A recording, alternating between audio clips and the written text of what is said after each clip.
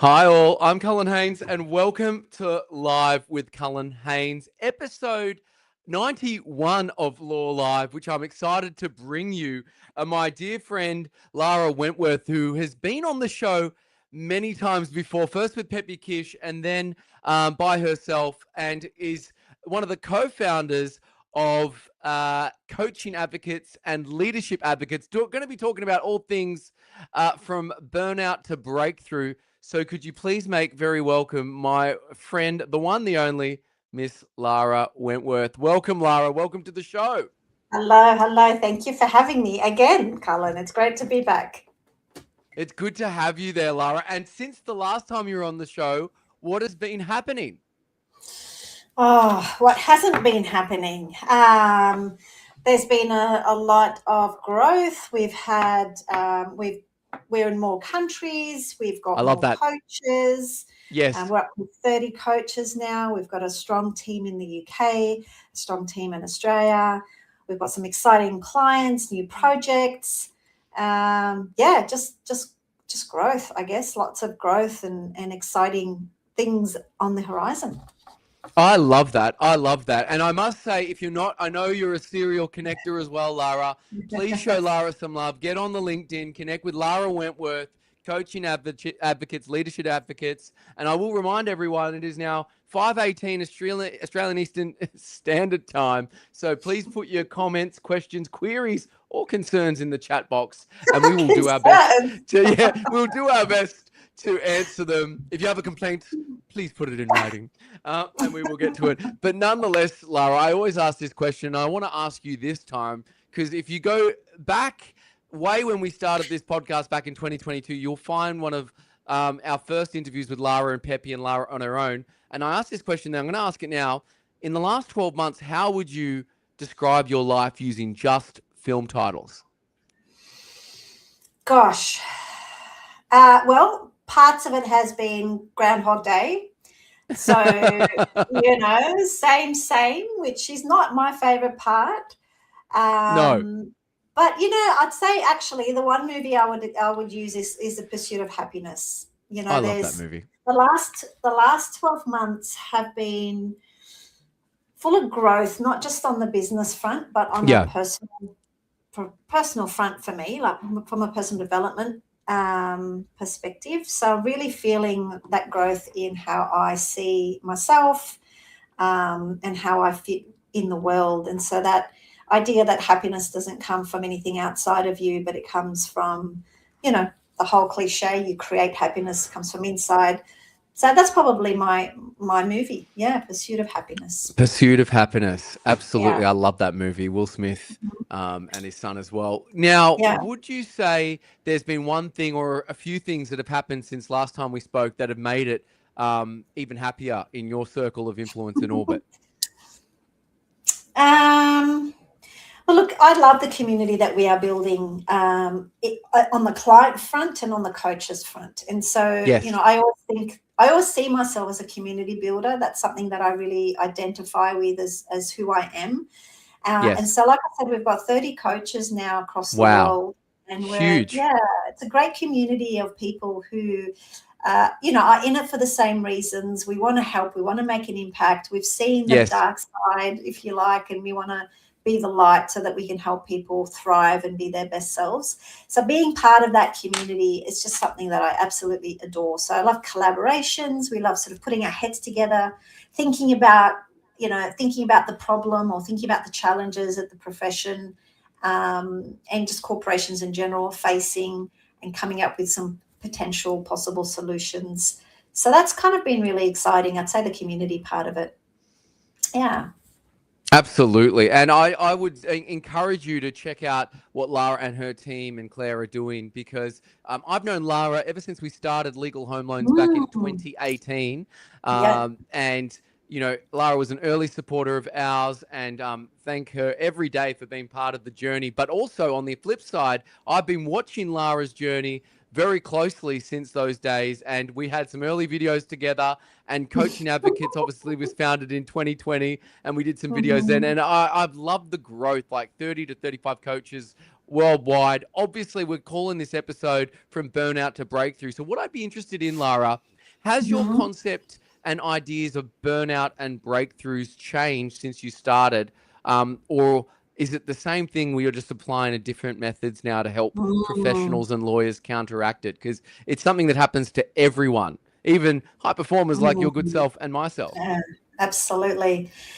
Look, I definitely have some different ideas or different beliefs around burnout than I did when I first started this business with some amazing coaches. Obviously, my business partner. Shout out to Claire Bibby. Shout out to Claire. You know, back in the day, I really thought that. Not really thought. I experienced burnout as something that was very individual to me, something that I kind of almost brought on myself because I wasn't resilient enough. You know, that idea that I wasn't cut out, that I wasn't whatever. And whilst, and I got over that while I was still practicing and felt really good by the time I decided to leave the law and become a coach. But then I sort of carried that mindset with me in at least the early days of the business. That's definitely changed. So, in terms of how I think about burnout now, it's definitely not something that I think is the individual's responsibility only. Okay. I think there's a lot of, other factors that can come in that, there's accountability that needs to be held and had, not just for the individual. And I also, one thing that I used to say that I've changed my mind about is that you'll never burn out if you're doing something you love. You'll never work a day of your life, right? You'll never work a day of your life. Well, that proved itself to be not true, because I do something that I love and I've come pretty close to burnout myself. So then that really got me thinking about what burnout is all about, what causes it, and how we can mitigate it and avoid it. So yeah, definitely some shift in my mindset about what burnout is and how it happens. No, and I want to, I'm endeared by what you're saying and everything you've been coaching and teaching about since we met in 2018 there, Lara. And the first, I guess, exposure to burnout I ever saw was when we started our business. And I think I watched a talk by the LSJ, and we talked about this, where a partner was saying, a law firm partner, he was in his office one day and then just started shaking at his desk. And, I talked to you about it and said, like, you saw that all too common in colleagues and things in your world. And what would you say the number one remedy or thing people should be doing to either avoid getting to that point or to help them overcome it if they have experienced burnout? Yeah. So I think one of the reasons why we burn out as professionals is because we never switch off, we never turn off. Even when we're not physically doing the work, our mind is constantly doing the work. And our mind doesn't know the difference between what's real and what's imagined. So as long as we keep thinking that we are doing the work, our body responds in that same way. So the cortisol levels go up. We're still in that stress response, even though we might be sitting at home watching TV.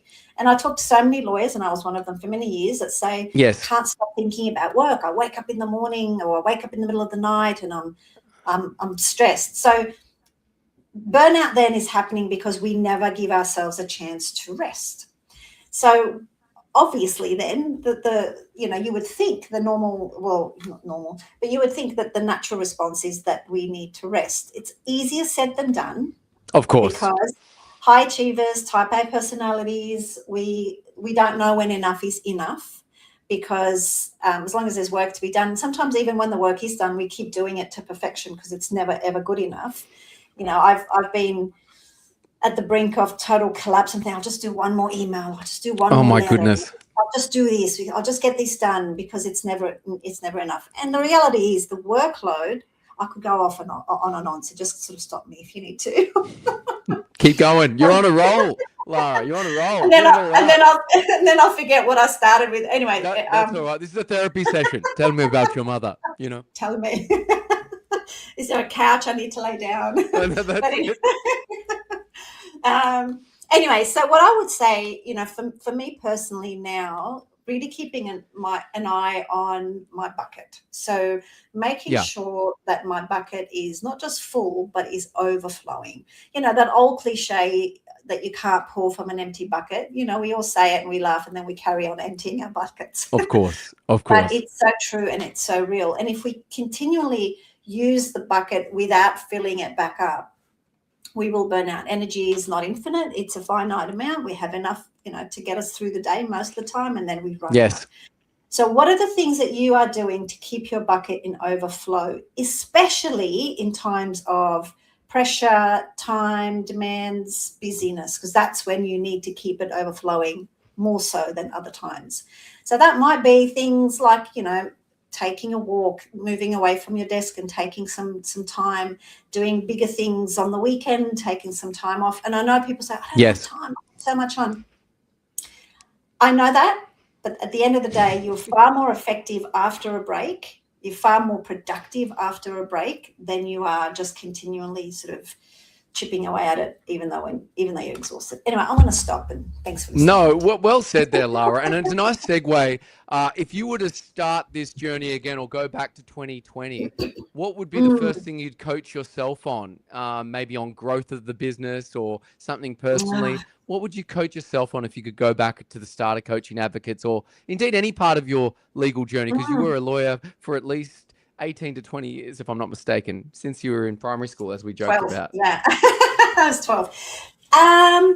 It's funny, actually, that you asked me that, because I've recently, I've always got a coach. That's something that I strongly believe in. Coaches need coaches too. And I'm constantly curious and growing and finding out more about myself. And I think one of the things that I would tell myself if I was to go back, is to keep your eye on your why. Keep your eye on your why. When we lose our vision, when we don't know where we're going, or when we don't know what the dream is, we lose momentum, we lose motivation, we lose passion. And when we first started this business, I remember, I'd sit down and I'd talk to people, and people would say, wow, you are oozing passion for this business. You are so passionate about this business. Love that. And I felt it genuinely, like it was really in my core. And I think at some point doing the business part, I kind of started to just become a little more mechanical about the day-to-day stuff. And I took my eye off the why for a little while, and it became a little bit monotonous. That's when Groundhog Day kicked in. That's when I started to focus on growing the numbers. And then recently, after, a little bit of burnout, actually, had a good session with my coach, and she helped me reconnect with the vision, with the dream, why I started this, and not just why I started this business very many years ago, but what is the dream now moving forward? Because when that is alive in you, it will pull you. You no longer have to keep pushing yourself to do things. So that would be my advice. Keep your eye on your why. Keep your eye on your why. Is the dream to keep working or not working? And it's like that age-old problem, would you say, Lara? Or is it dependent on the person?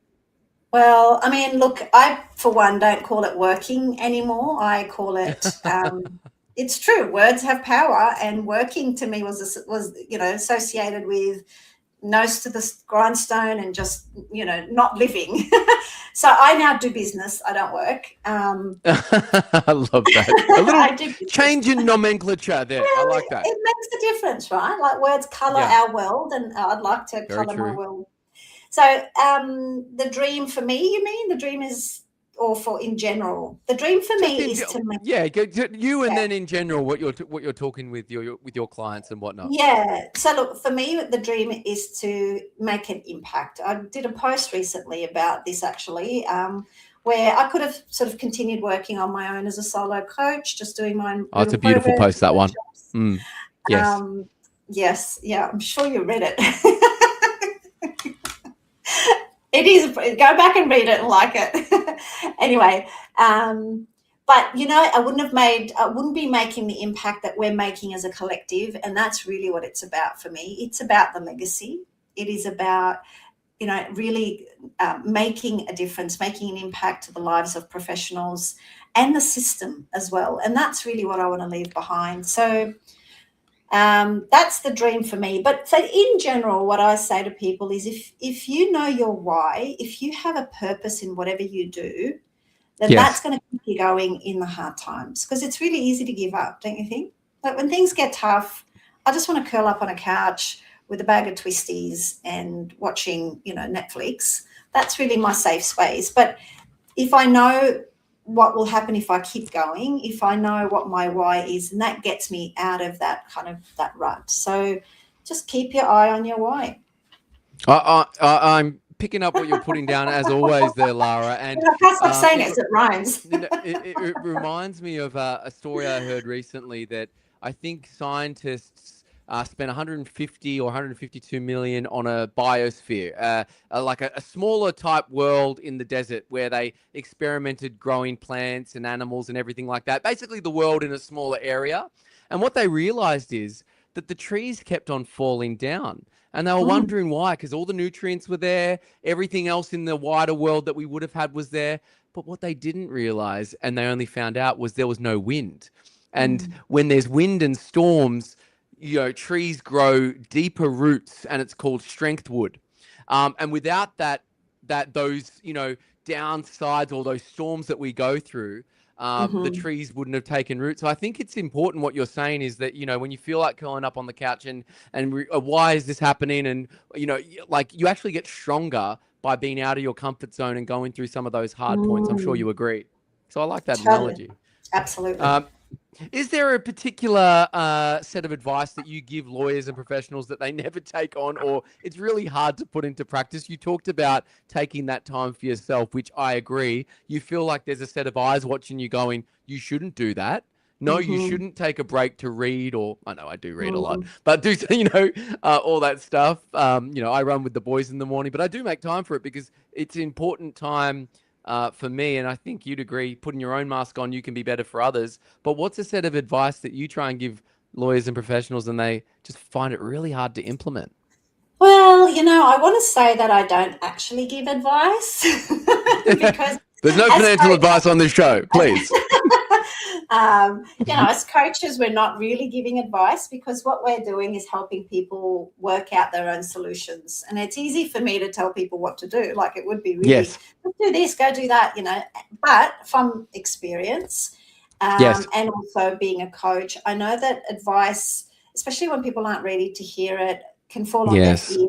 And it's also based on my model of the world. Like it's based on what I would do in that situation. And I'm not in my shoes, even though I may have walked in a similar path. So it's I suppose the advice I would give is to follow your own heart, your own purpose, find out your why, understand what's important to you. And that's really what we do throughout, especially individual coaching, help people tap into their own resources, their own set of values, their own needs, motivations. So really they can build, I suppose, some awareness around that. But if I was to give advice, if I was to give advice that sometimes people do find difficult, it's exactly that. Keep your bucket overflowing, because without it, you can't keep going. Geez, I'm a poet today. What is going on? There you are. Absolutely. You're a poet and you didn't even know it. Your focus goes where energy flows and all that kind of stuff. I love it. And on that note of things that people can do, is there a particular anecdote, anonymous, of course, of a client transformation, coaching, not advice, that you've given them that they've taken on and their world, their life, things have flourished. You've checked in with them in a month, 6 months, a year's time, and my goodness, the difference has been chalk and cheese.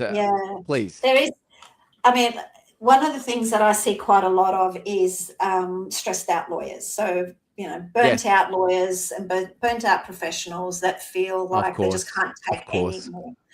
And when we dig a little bit deeper, yes, there are some outside forces that we need to mitigate and understand, like the level of amount of work, et cetera, and the amount of time that they're spending working and the balance and all that.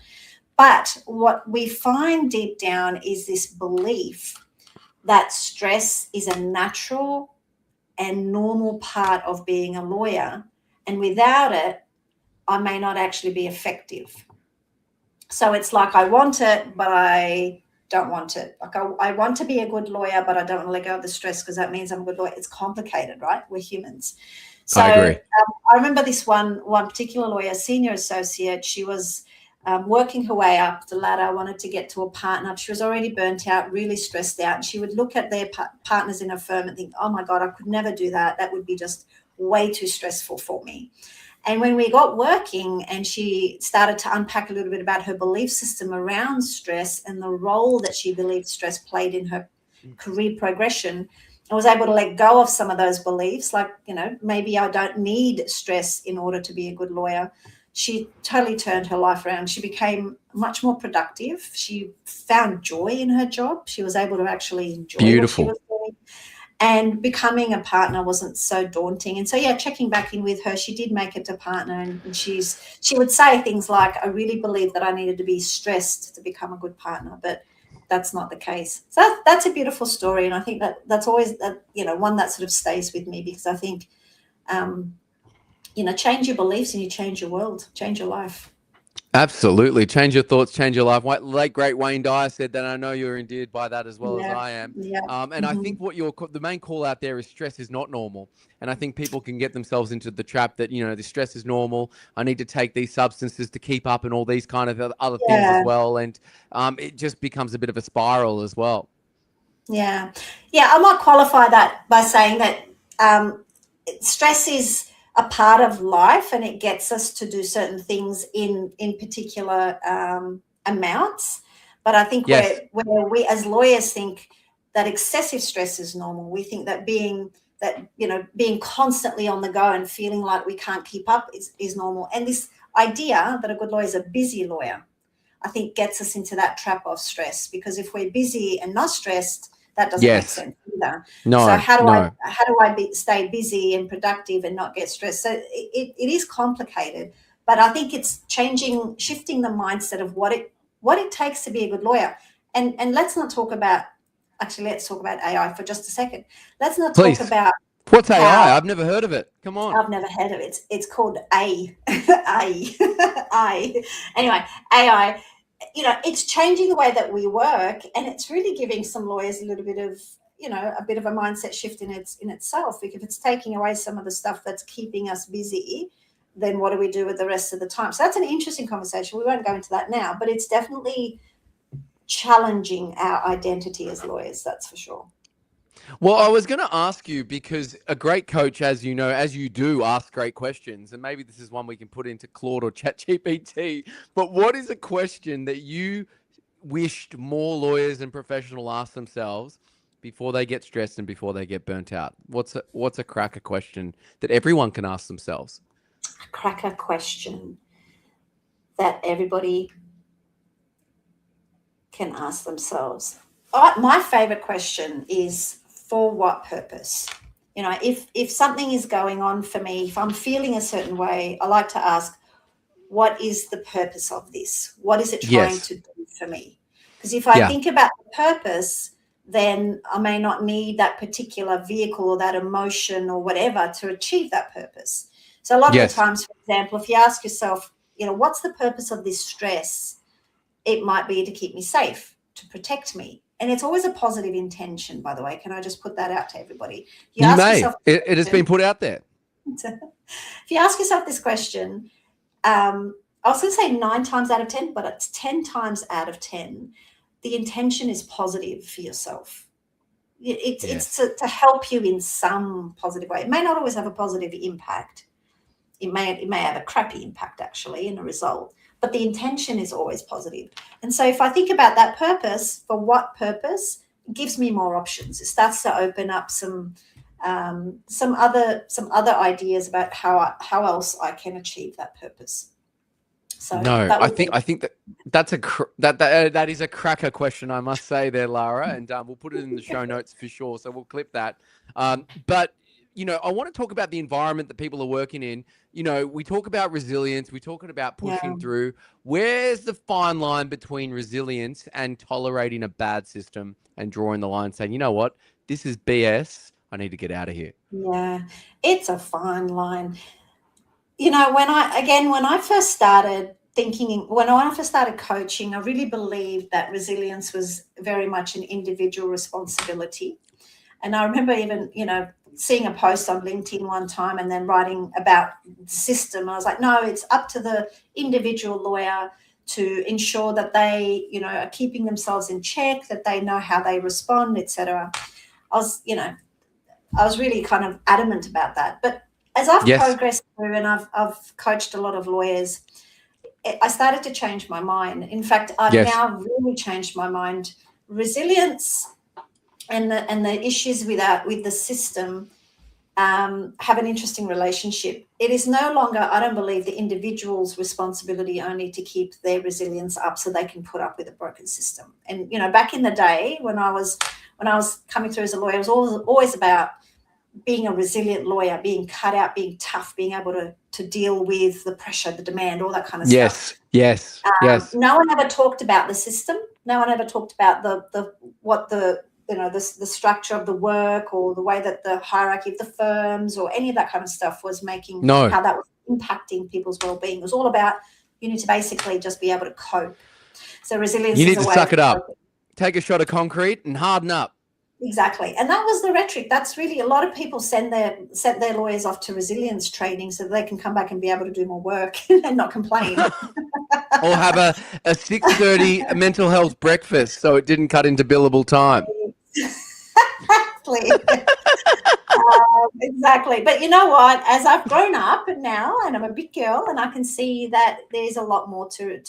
So the system and obviously the law is responding to with the psychosocial laws and the responsibility and the accountability that is being placed on employers and lots of the reports that are coming out about the legal profession being a dangerous profession and all that kind of stuff. We're now starting to recognise it is not just the responsibility of the individual to cope.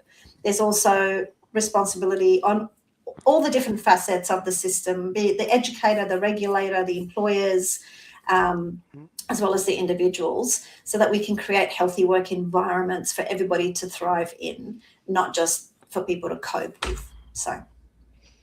No, well said there, Lara. Well said. Now, I was going to ask you, was there something you were optimistic about last time we spoke and that hasn't panned out? But that might be a nice segue in terms of that, what you were just talking about. But I will ask, what's challenged your thinking most, would you say, in the past year or two, in the age of AI and everything going on? Because it is very powerful. We've implemented some tools that have taken tasks that took 3 hours to 10 minutes. So I'd love to see what's challenged your thinking, or who's challenged your thinking, or what programs challenged you in the last year or two. I'm generally challenged by this experiment that we are finding ourselves in this kind of transition into the digital age and the AI age that we're in. And because nobody knows the answers, like no one really knows what 5 years will be like, or 4 years, or even 3 years. We're building the tracks as the train is going, really. Absolutely. Building it as we're flying it. Everybody is. And even the ones who think they know are challenged by that because no one really knows. And so that level of uncertainty for people in business like myself who, we work with leaders, behavior, we're looking at mindset, that can be quite challenging because we can't, not that we ever offered solutions as such, we always offered ways to think about things. But, what does leadership now look like? What does supervision of junior lawyers now look like? How do we now give feedback to people? How do we now delegate to people? All those kind of almost standard leadership skills and traits that we've always known about, that the dial is shifting on those. And so that's challenging, I think, in a good way. I love of course. Love a challenge. Come on. Yeah, absolutely. And now kind of thinking about it from a different perspective it's bringing up lots of, creative ways for us to look at things and to help our clients look at things. And whilst nobody knows the answer and we're all in this petri dish, watching what will happen, it's uncertain and it's scary. It's very challenging, but it's also exciting at the same time because we're kind of part of history. We're the ones flying it or building it as we fly it. So I know I'm finding it challenging but exciting at the same time. Very much so there, Lara. And I'd love to ask, if you could rewrite one rule in the legal world or the professional world that everyone takes as gospel, what would that rule be that you could rewrite? I think I'm going to go back to rethinking what it means to be a good lawyer. Rethinking what it means. Yeah. I think if we can reimagine what a good lawyer how a good lawyer shows up, how a good lawyer behaves, that could really alleviate a lot of pressure and a lot of issues for a lot of lawyers. So the whole busyness trap, the whole stress, all of that stuff that we've taken on board as our identity as lawyers, I'd love to rewrite what that now means for people. Absolutely. I think that's an important message. And I would love to ask you, before I ask the final question, we get into bonus questions. You're in a room full of managing partners in Australia's leading law firms and professional firms, and you want to end on a high note, but you want to say something they don't want to hear for their team. What would you say? I think I'd say that culture isn't built by the set of values that you have at your reception desk. Culture is built by the way that people experience your firm, and it trickles down. It's not built from the bottom up. So, just kind of giving them in a good way some motivation to really be custodians of that culture, so that they can build firms that they want their next generation of lawyers to be proud of. Custodians of culture. I like that. I think that's very important. And amazing. From the but also I think is from the big like Bill Ash, my good friend, said this. Like, it's from the little, how you do one thing is how you do everything, and it's even the little things called like the good morning effect. Like, there's been firms that I've worked in, and then I'm sure many have worked in, that your boss walks in the morning, walks past all of you, goes straight into their office and closes the door. That creates a very different culture to the boss who walks in, says hello, high fives, talks to everyone, asks them about their weekend. The good morning effect, just little things like that. And I think it bears thinking about. So I'm really appreciating all the nuggets you're dispensing here there, Lara. So if you are rewatching, re-listening, please follow Lara and the team at Coaching Advocates, because you will do better for it. No, of course. Now, one day, I know you're in your early 30s, so this is a long way off. But one day when you shuffle off this mortal coil there, Lara, how would you one day like to be remembered? Gosh, that's a big question. I should have read all the questions you sent me. These are all off the cuff. What are you talking about? I didn't read this one. What's going on? How would I like to be remembered? God, I really, I actually don't think about this all that often. Do I care? Yes, I do care. No, that's not true. I do care about You probably care about the people who matter most, right?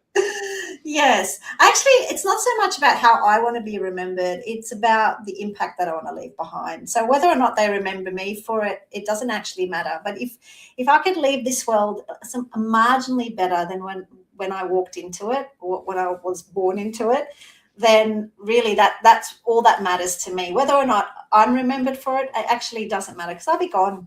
I'm not going to know. So, but, just to leave some people, a handful or even more of people, feeling better about themselves, performing better. And you know what? It's a ripple effect.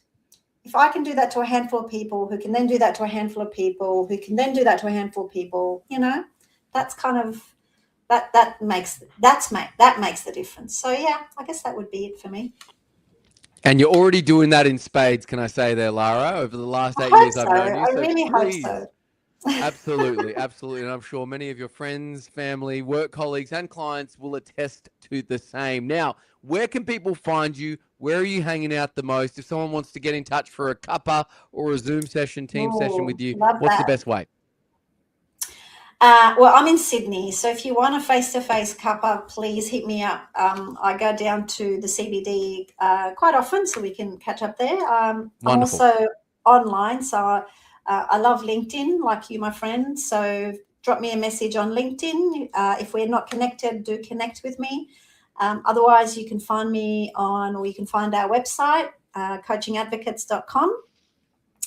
You can find us on Instagram, Facebook, all those amazing places. But generally speaking, LinkedIn and our website, or face-to-face. I'd love some face-to-face. It would be great to see people. Absolutely. They are everywhere you want them to be, coaching advocates. And Lara Wentworth, thank you so much for being on episode 91 of LawLive, Lara. Thank you for being so amazing, Mr. Cullen Haynes, and being such a great connector yourself. It's been an absolute pleasure knowing you all these years, and hopefully we'll continue to be friends with you for many, many years to come. That's very kind, Lara. Likewise. I'm better for have known you and still knowing you. So thank you so much. Absolutely. And I will bring you up for some bonus questions very soon. Okay. Thanks so much there, Lara. And if you are a legend of law or know someone who is and you'd like to be on the show, we come out every Wednesday with my podcast, Live with Cullen Haynes, speaking to a different legend of law at LawLive, an accountant or finance professional with Ledger Legends, or just a general winner, leadership, entrepreneur or business owner doing wonderful things in the Live with Cullen Haynes show. Please give us some support on Spotify and Apple, wherever you get your podcasts. And we really appreciate all the support this show gets, because we really want to put legends like Lara on a platform and shine a light and share some ideas that you may not have otherwise. So nonetheless, everyone, have a great Wednesday. Thank you so much. All the best, and make it count. Lara, bringing you back, if you had to explain your role to my 3.5-year-old son, Benji, he's quite switched on, so feel free not to dumb it down, but how would you go about doing that? So I'd say, Benji, my job is to help some people who keep falling over and grazing their knee to help them learn how to walk a bit better so they can feel better about themselves. Is that too metaphorical? No, I'm sure it'd be like, oh, no more Band-Aids then. No more Band-Aids needed. They love Band-Aids, so maybe not. Yeah, absolutely. How would your clients describe you when you're not in the room or after they get off the Teams call? What do you reckon? Oh my God, how would they describe me? It's hard to tell. I don't know. Ask them. No, I'm joking. But if you're a client of Lara, put it in the comments. We'll bring it up. I'm hoping they would describe me as insightful, maybe challenging, and can connect the dots. Can help me connect the dots. Something like that. Love that. Help you connect the dots. And my final question for the whole stream is, if you could go back 6 years ago to the night that you founded or co-founded Coaching Advocates, what would be the advice you'd give yourself back then that night? Strap yourself in. Strap yourself in. This is going to be a wild ride. Absolutely. What does Mr. Bean say in the movie? Brace yourself. Yeah, brace yourself. Go. I love that. That's what I would say to her. Oh, fantastic. But no doubt it's been both a challenging and fun ride. No doubt. Absolutely. It is very much been there's nothing else in the world that I would rather do. So I'm in the right place. That's a joy to hear there, Lara. Thank you so much for being you and what you're doing for the world. Go and check out Lara, Coaching Advocates. Connect with Lara and Claire Bibby, please. And let's have a wonderful Wednesday. Be safe, everyone, and get home safely. All the best. Thanks, Lara. Thank you. Bye. Bye, everyone. Take care.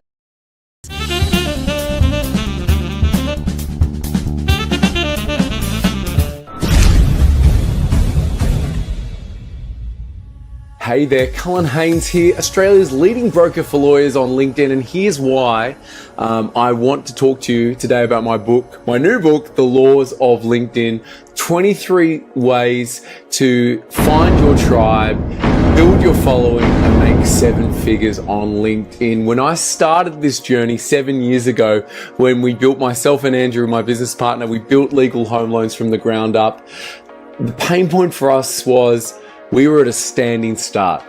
No one knew who we were.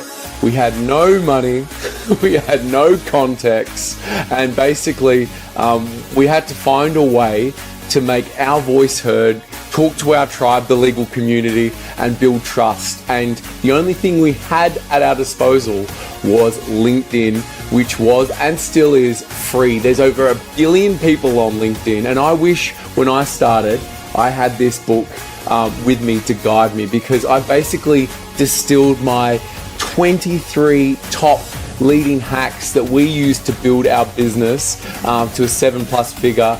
And I really want to get it out there and share it with you. So if you're